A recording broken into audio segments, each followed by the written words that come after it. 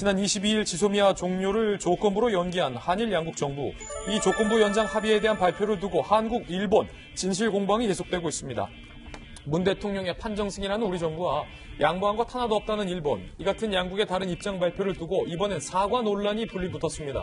일본의 항의를 해 사과를 받았다는 우리 측과 사과한 적 없다는 일본 측이 반박에 재반박을 거듭하며 충돌을 벌이고 있는 겁니다.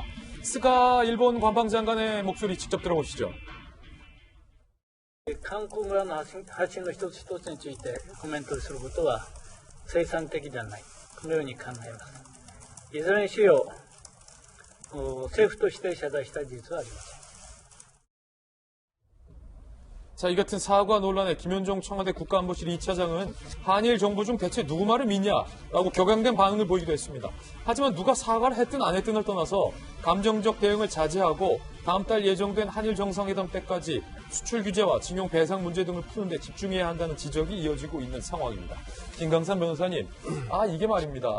자꾸 일본 정부가 우리와 합의한 것과 다른 내용들을 자꾸 자국 언론에서 술술 푸니까 얄밉기도 하고 좀 화가 나기도 하는데 사과를 했는지 안 했는지 그거는 별로 중요하지는 않은 것 같아요. 일단은 집중하자, 정부가. 근데 그 말이 맞은 것 같고요. 근데 문제점은 그런 것 같아요. 우리가 일단 지소미아와 관련된 부분에 대해서 한국과 일본이 동시에 발표하기로 했잖아요. 근데 일본이 한 7, 8분 늦게 발표했어요. 그러면서 내용이 좀 달라진 건 맞은 것 같아요. 그래서 뒷부분에다가 마치 우리가 WTO 제소를 중단하기로 하고 수출 규제와 관련한 걸 구걸한 것처럼 그 내용을 두 개를 넣었는데 우리는 이제 합의한 적이 없다는 거 아니에요? 그 부분에 대해서. 예. 그래서 사과를 받았다고 하는데 아마 사과 자체도 공식적으로 하지 않고 아마 간부 정도 해당하는 사람이 비공식적으로 한 것 같아요. 그러니까 우리는 사과받았다고 생각하는데 일본 정부는 사과한 적 없다. 사과한 적 없는데 거기에 단서가 있어요. 정부로서 사과한 적이 없다는 거예요. 그러니까 내부적으로 사과했던 걸로 보는 게 맞을 것 같아요. 어떻게 보면 이제 일본이 약간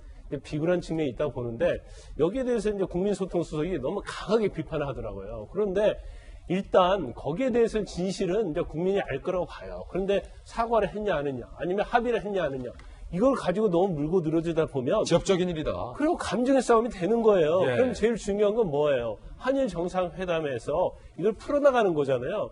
근데 이걸 가지고 정부에서도 계속 언론에 대해서 문제가 있다고 얘기하고 또 언론에서도 이건 지역적인 거 가지고 계속 언론에서 문제를 제기하는 건 맞지 않다. 대승적으로 가자. 그렇죠. 이건 이제는 이제 여기서 잠을 재우고 그다음에 중요한 것은 한일 정상회담 가서 한일 관계를 풀어보자.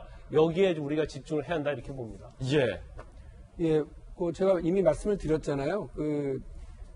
아베 총리는 지금 이 늦가을에 벚꽃 때문에 아주 곤란합니다. 벚꽃 엔딩입니다. 예, 그래서 자기가 국가 행사에 자기의 사적 이익을 취했다는 문제 때문에 일본 정계에서 아주 질 나쁜 행위로 지금 보고 있고요. 거의 벚꽃 게이트 수준이잖아요. 예, 아주 심각한 상황인 걸로 제가 알고 있습니다. 그래서 이 문제를 돌파하기 위해서라도 자꾸 이렇게 자기가 자신의 성과를 과장해서 이렇게 발표하려고 하고 있는 걸로 보고요.